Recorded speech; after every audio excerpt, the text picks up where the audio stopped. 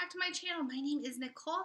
I am a homeschool mom to 3 girls, and on this channel I love to share everything homeschool and homeschool related. So today I thought it would be really fun to do a family subject / morning basket update. I used to do morning basket updates all the time. I love morning basket. We don't even do it in the morning anymore. We still call it morning basket though, and I love that. I love family subjects and I love morning basket stuff. So today I was going to share with you everything that we have in store for October and November-ish. I'll probably change it again around Christmas. So, if you are new here, sorry. Welcome back if you are returning, and welcome if you are a new viewer.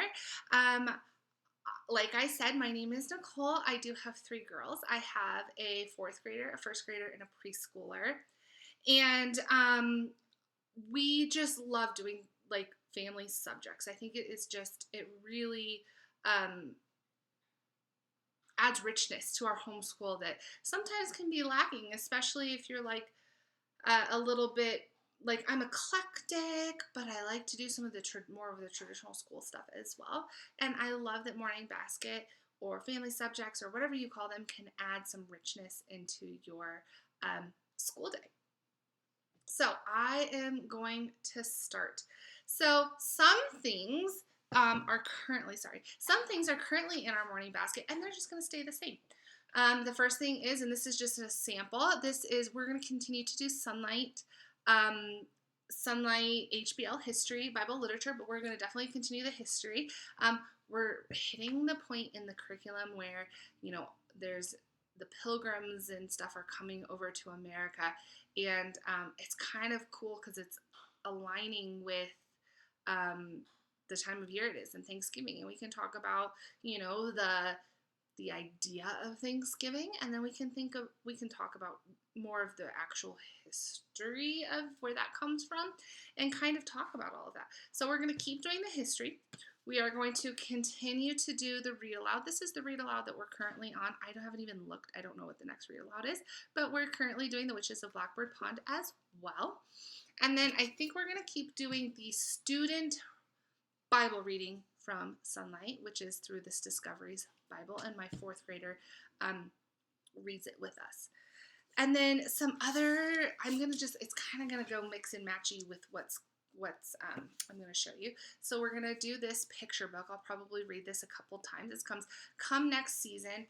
It is a really pretty picture book. So I'm really excited to read this again this year with the girls. I think we're going to loop in some stories and rhymes. I think is this Usborne? It's not Usborne. But it has poems and little fairy tale stories and stuff. And I think that this will be really fun. Oh, I know. I got this from Costco, I think. Yeah, I think I got it from Costco.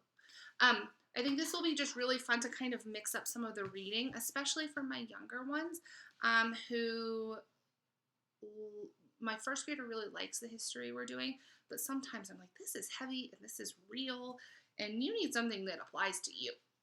We will continue to loop in, and I loop this in like maybe once or twice a month. Very rarely. We do first language lessons for the well-trained mind. We have been working on this level 1 for a couple years, and I am not kidding you. They love the, I'm looking to see if I have the poems somewhere. I do. There are memorization poems in this, and the lady I bought it from used had put them, laminated them, put little things on, and so they're all easy. My kids love these memorization poems from first language lessons, and I really like this. It's just a very gentle approach to like grammar and language and all of that, perfectly appropriate for my girls. Along with that, I think we're going to start looping in a little bit more of what your 1st grader needs to know, core knowledge. I am a huge core knowledge book fan, and sometimes I forget to do it. Like I had these in our schoolroom and I forgot that we had these, and we did this some of these with my now fourth grader when she was in first grade, and I really like it. So it's divided into history and literature and math, and it kind of goes through what a first grader kind of should know. I use it as like a read aloud. I'm going to be adding, and we have started this book, but I'm going to be adding the puberty book for girls, Celebrate Your Body. I'll be reading this to my fourth grader, but my first grader is allowed to listen in. Now, she doesn't always want to. We have read the American Girl, is it called Care and Keeping of You? American Girl book for younger. My first grader kind of knows some of that stuff, but I think it's important. I have all girls. This is fine for them to hear. We obviously will make it appropriate for whoever is listening in at the time. I will continue, and I'm just grabbing one, continue to do Studies Weekly. I love Studies Weekly. This is the fourth grade state study, so it's all about, we live in Colorado. It's all about Colorado. It is amazing. I love this. It's newspaper form. It's hilarious because my kids, like, they don't see newspapers. So this is a newspaper. It has some fun activities on the back, and it's just newspapers about Colorado. And each week, and this is week 3, but there's different sections. So there's stuff about the geography and the history and all of that. And I don't remember all of the little subcategories, but it's all about Colorado. So it's really awesome. And then I am also going to start, and this will last longer than just the fall. I'm going to do this. Lies Girls Believe, a Truth That Sets Them Free. I have not ever read this before. It says, growing up can be tough, but it gets even harder if you're believing lies, and usually you won't realize you're believing lies until after a lot of damage has already been done. That's why now is the perfect time to equip yourself to recognize them. Discover the truth about God, girls, boys, friendship, yourself, and Lies Girls Believe.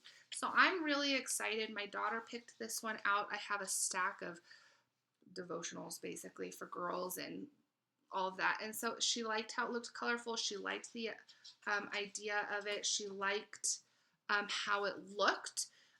We're hitting that tween stage. She's almost 10, so I think that this will be good. Again, this will be something that is geared towards my fourth grader, but my girls can listen in. We will also be adding, and I'm so excited, I've never done this before, we are going to do Thanksgiving unit. This is year 1 from Campfire curriculum. I am so excited. Look how beautiful this is. The girls are already asking to do it. I have to time out and see when we can. But I'm so excited. This might be a family thing to do with Dad. So my husband typically has a unit study. Sometimes it's been like a science or a Bible study or something, and I think we're going to have him do this. And so he'll do it on weekends with us, and it's really fun. It makes him be part of the homeschool and some of that fun family homeschool part. So I think I'm going to incorporate my husband into this campfire curriculum. And then the last thing, and I promise it's the last thing I think I'm going to be adding in, I might change my mind. We'll see. I think I'm going to add in, The Good and the Beautiful Mammals, and I think I'm going to take a break from Sunlight Science just so we can do this. My first grader has been asking to do this, and my friend, I have a good girlfriend who has heard my first grader ask to do this unit so many times that my friend had it and is letting me borrow it and is lending it to me because she's like, I know that she keeps asking to do the mammals unit. So I think we're going to take a pause on Sunlight Science just for a little while, and I think we're going to work through the mammals. So I think this will be really fun. Mammals, Thanksgiving, preteen stuff. Oh man, all things fun and fascinating is what I want to say. But I'm really excited for all the things that are coming for fall. I'm kind of excited to mix some of it up. I like that we can continue to do the history that is working so well for our girls, but also add in some fun, customized things to them and what they want to do and what they want to learn. And we can break it up and have fun and just have a good time as a family, because sometimes I notice, at least in my family, we get so hung up on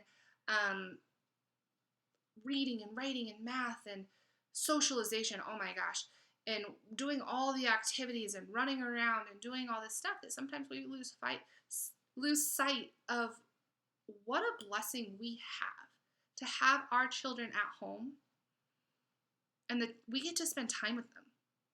Like, that's not normal in today's society. So we get to spend time with them and we get to teach them things that we hold valuable, and we get to start traditions with them. Like, doing some of this stuff is all traditions based and all of that, and we get to connect with them on a deeper level than they would be getting connected with us if we didn't homeschool. And we get to take advantage of this time, and I'm actually really excited.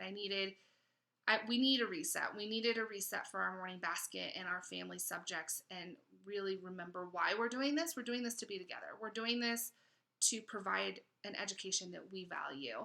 And so I'm really excited to add some of these things in and loop some of these things into our morning basket that maybe we've had or we've done in the past, but we've forgotten this school year when we've gotten hung up on test scores or achievement and busyness. So anyway, I'm really excited. I think it will give us a breath of fresh air. Thank you for listening to this a little bit longer video than I thought it would be. Don't forget to like, subscribe, comment. If you guys have any really cool fall suggestions, Thanksgiving suggestions, or even my wheels are turning about like Christmas time, leave them in the comments below. I can't wait to hear what you guys say. Thanks. See you in the next video.